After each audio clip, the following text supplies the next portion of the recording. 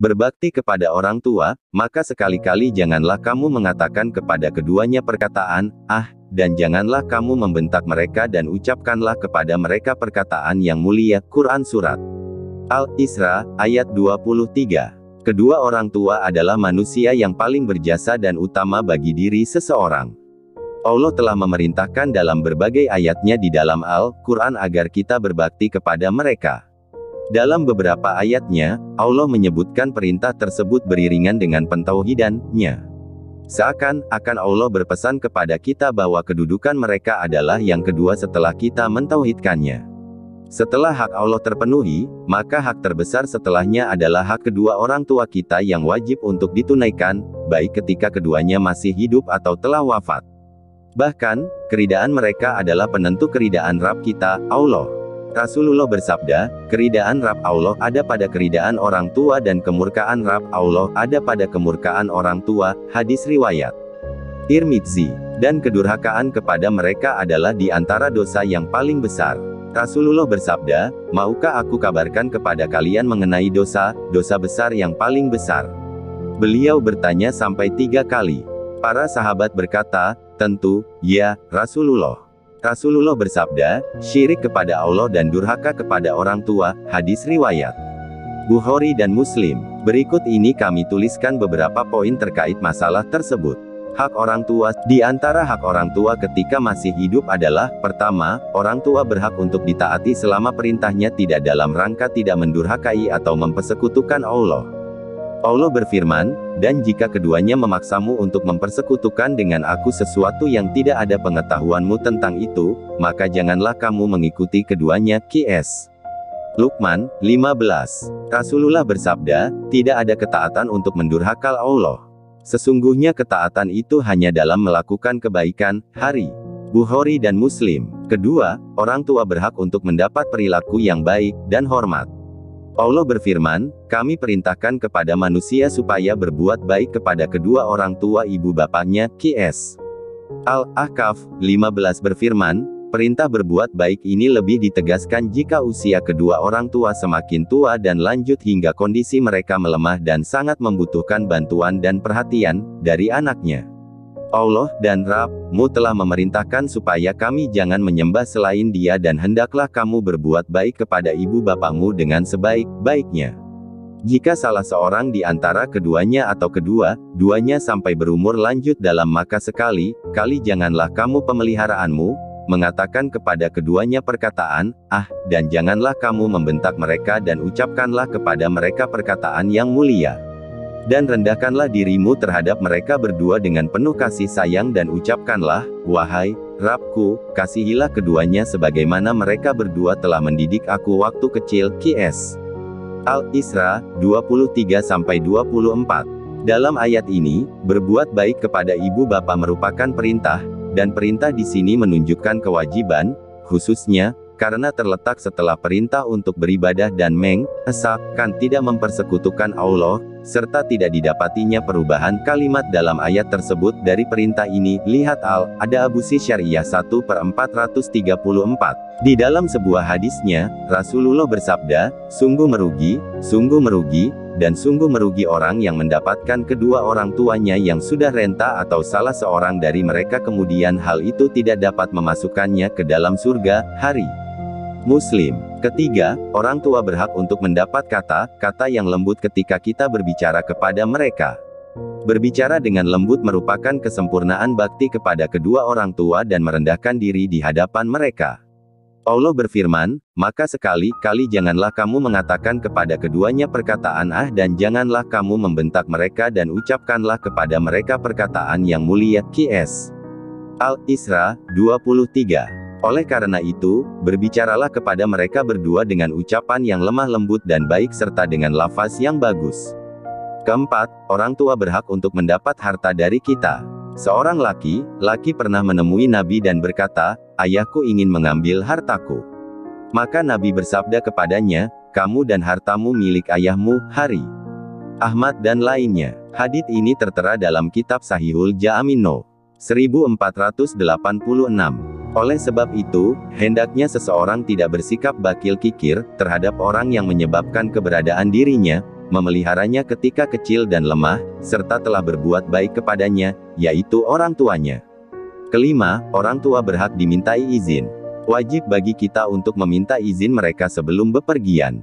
Seorang laki berhijrah dari negeri Yaman, kemudian Nabi bertanya kepadanya, apakah kamu masih mempunyai kerabat di Yaman? Laki itu menjawab, masih, yaitu kedua orang tuaku. Rasulullah kembali bertanya, apakah mereka berdua mengizinkanmu hijrah ke Madinah? Laki itu menjawab, tidak. Lantas, Nabi bersabda, kembalilah kamu kepada mereka dan mintalah izin dari mereka.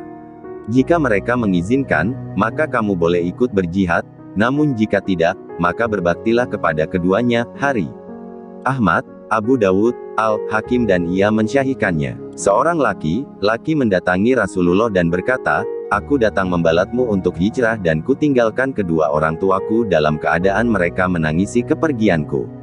Maka Nabi bersabda, pulanglah dan buatlah mereka tertawa sebagaimana kamu telah membuat mereka menangis. Hari Abu Dawud dan lainnya. Lihat kitab Sahih Abi Dawud No. 2205. Keenam, tidak mencela orang tua atau tidak menyebabkan mereka dicela orang lain. Mencela orang tua dan menyebabkan mereka dicela orang lain termasuk salah satu dosa besar. Rasulullah bersabda, termasuk dosa besar adalah seseorang mencela orang tuanya. Para sahabat bertanya, ya, Rasulullah, apa ada orang yang mencela orang tuanya? Beliau menjawab, ada, lah mencela ayah orang lain kemudian orang itu membalas mencela orang tuanya, lah mencela ibu orang lain lalu orang itu membalas mencela ibunya. Hari Bukhari dan Muslim. Hak orang tua setelah wafat. Di antara hak orang tua setelah mereka meninggal adalah, pertama, mensalati mereka. Maksud mensalati di sini adalah tidak semata mensalati jenazah, tetapi lebih dari itu yaitu mendoakan keduanya, karena salat juga bermakna doa. Oleh karena itu, seorang anak hendaknya senantiasa mendoakan kedua orang tuanya setelah mereka meninggal, daripada ketika masih hidup.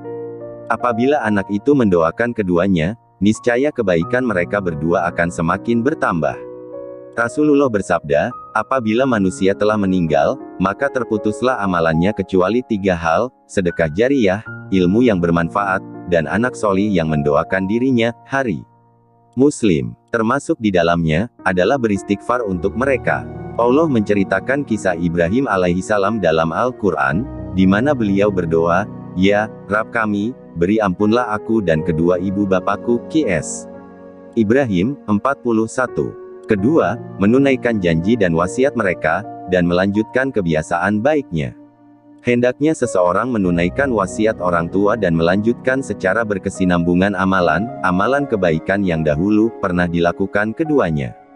Sebab, pahala akan terus mengalir kepada mereka berdua apabila amalan kebaikan yang dulu pernah dilakukan dilanjutkan oleh anak mereka. Ketiga, memuliakan teman mereka di masa hidupnya. Memuliakan teman kedua orang tua juga termasuk berbuat baik kepada orang tua. Ibnu Umar pernah berpapasan dengan seorang Arab Badul di jalan menuju Makkah. Kemudian, Ibnu Umar mengucapkan salam kepadanya dan mempersilakannya naik ke atas keledai yang ia tunggangi. Selanjutnya, ia juga memberikan sorbannya yang ia pakai. Ibnu Dinar berkata, semoga Allah memuliakanmu. Mereka itu orang Arab Badui dan mereka sudah biasa berjalan. Ibnu Umar berkata, sungguh dulu ayahnya adalah teman Umar bin Al-Khattab, ayah Ibnu Umar, dan aku pernah mendengar Rasulullah bersabda, sesungguhnya bakti anak yang terbaik ialah seorang anak yang menyambung tali persahabatan dengan keluarga teman ayahnya setelah ayahnya tersebut meninggal. Hari Muslim. Keempat, menyambung tali silaturahim dengan kerabat mereka.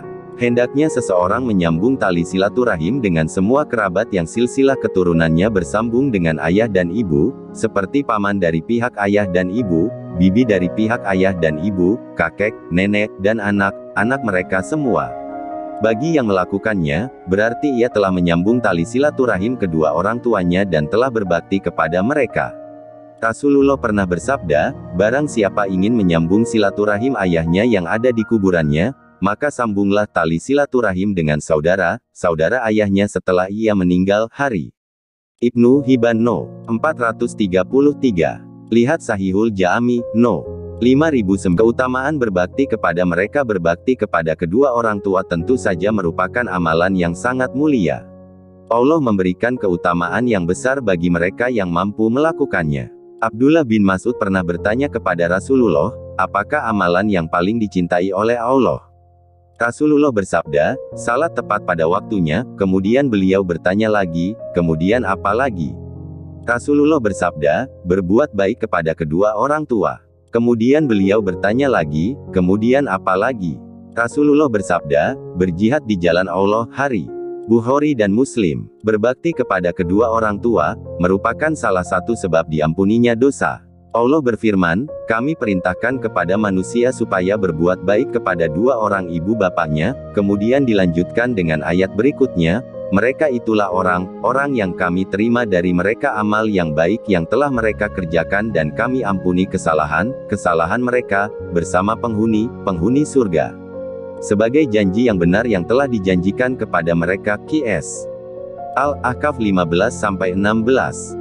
Diriwayatkan oleh Ibnu Umar, bahwasannya seorang laki-laki datang kepada Rasulullah dan berkata, wahai Rasulullah, sesungguhnya telah menimpa kepadaku dosa yang besar, apakah masih ada pintu taubat bagi saya?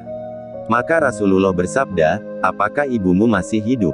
Dia berkata, tidak. Rasulullah bersabda, bagaimana dengan bibimu, masih hidup? Dia berkata, ya. Maka Rasulullah bersabda, berbuat baiklah kepadanya.